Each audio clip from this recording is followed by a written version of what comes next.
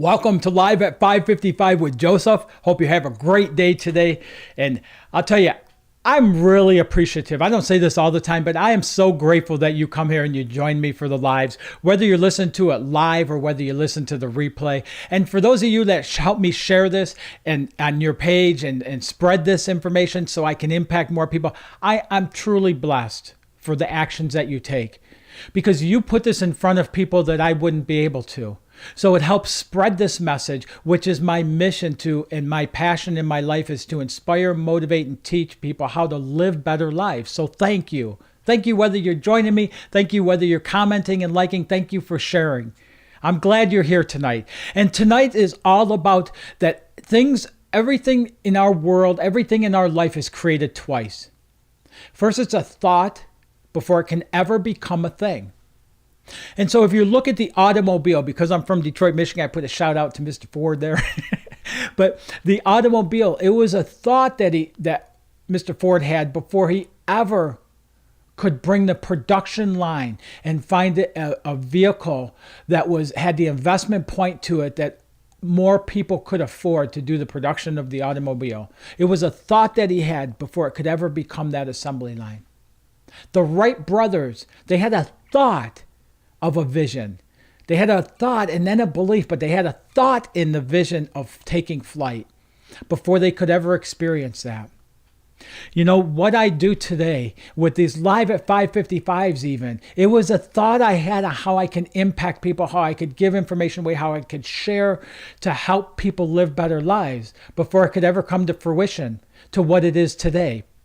And what you do and what you experience in your life, what you're experiencing in your life, it's based on your thoughts.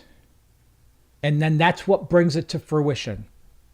Where you place your thoughts, where you place your attention is where you're placing your intention. And that's why one of the things I talk about over and over again is, although I don't feel I repeat myself, is we have to be selective on where we place our attention. We have to be selective on which thoughts we grab hold of and entertain and which ones we let go. We're not responsible for that first thought that comes through our head. But we are responsible for buying a condominium with a built-in pool, tennis courts, and all the other amenities. It's our choice, consciously or subconsciously, but it's our choice on which thoughts we grab hold of and nurture, which, I used to hear about, there's a good wolf on one shoulder and then a bad, evil wolf on the other one. And I get to choose which one I feed every day, and that's the same thing with our thinking. It's the same thing. Your thoughts are creating your life. Now, in saying that, it's so easy to shift our thinking.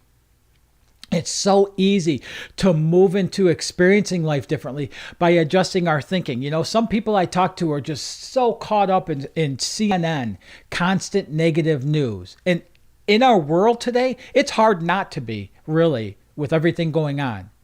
But to be in that, the more often you spend in that, the more time you spend in that, the more negative thinking you'll have, which means the more negative results you'll experience in your life.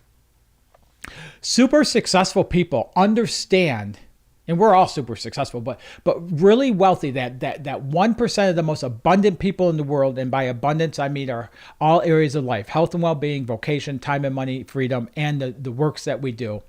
Our relationships would be the other one. So the people, the wealthiest 1% of the people, they understand what's going on, but they don't dive into the drama of it. Their focus, almost precision-like, is very mechanical on what they allow, where they allow their focus to run. Just changing that, just being aware of the thoughts, being aware of your self-talk, and then making shifts to it will bring about a whole nother level of living your life, a level of fulfillment, a level of what you desire, a level of living by your design. And I don't tell you this is bullshit. This is exactly the changes and the transformation I've experienced in my own life in doing what I do today from where I come from and the negativity I used to live in. A lot of people just don't realize it. I didn't. For a lot of years, I didn't realize that's why my life, that I was creating my tomorrows. I didn't know that. And then at first I didn't really want to believe that. But I continued to struggle until I started putting this stuff on, until I started stepping into it, until I started paying attention to what I was paying attention to, or noticing what I was noticing. And I started looking at my thoughts, and then from there, I would start looking at my self-talk. How many of you, or let me ask you, would you ever speak to another person the way you talk to yourself? And would you ever let another person talk to you the way you talk to yourself? When I ask that question at live workshops, people will laugh about that and maybe you chuckled. And I understand the humor in it, but it is so detrimental. It's so detrimental to our entire life, the way so many of us speak to ourselves, whether it's about finances, or whether it's about what we can't do, or whether it's about something we perceive as a failure from our past. Whatever it is, the more we hang to those things, the more we hold on to them, the more we'll create more and more and more of the same. Where we can become aware. Awareness is this. Awareness is that unfolding of. It's the unfolding of change. When we're holding something and we just, as we become aware and notice it, we start having an opening. And then from there, we can step in, and really the effort to create shifts and changes is so minimal compared to the outcomes that we receive from that. So maybe leave a comment here today. What is one area of your life? I gave you the 4 areas that I use, is your health and your well-being, your vocation, your time and money freedom, your relationships. What's one area right now you're not experiencing the results that you'd want to?